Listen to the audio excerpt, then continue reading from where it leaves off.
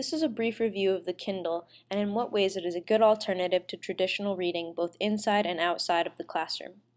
Just a brief history about the Kindle. The first generation of the Kindle was released in 2008 through Amazon.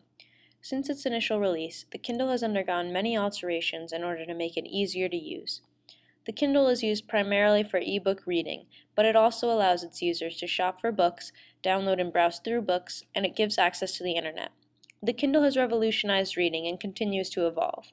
Already there are several different types of Kindle, including the Kindle Keyboard introduced in the third generation, and the Kindle Touch and Kindle Fire, which were both introduced in the fourth generation.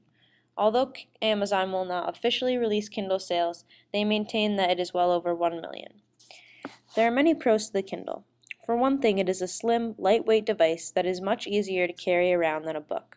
With access to over 800,000 books inside the Kindle, this option allows Kindle users to carry thousands of books with them on the go.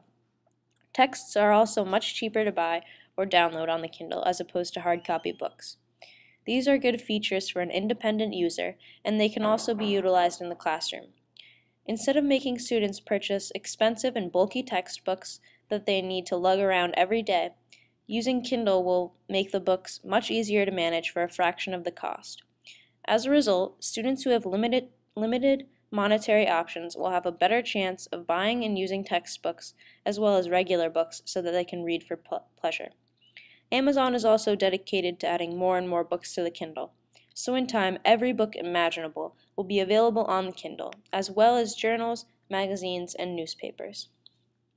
Furthermore, the Kindle offers nearly every feature that a traditional book does, while using no paper, thus making it the more sustainable option. Kindle users can annotate texts and save these annotations, and it also allows students to search keywords within a book or a library. This will help students analyze a text and read at a higher level. The Kindle is also a good option for children with special needs.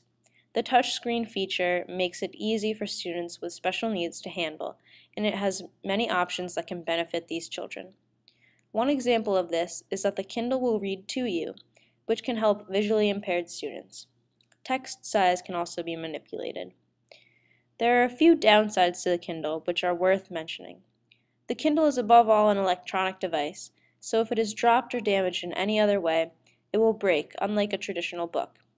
It can also be expensive to upgrade the Kindle, and since new models are coming out so quickly, whatever Kindle you buy will soon be outdated.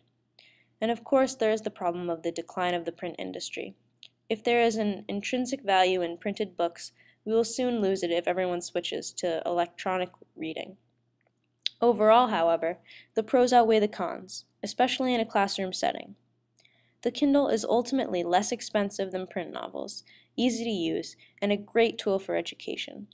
I think that Kindles will fit nicely into a classroom and can only help students read more.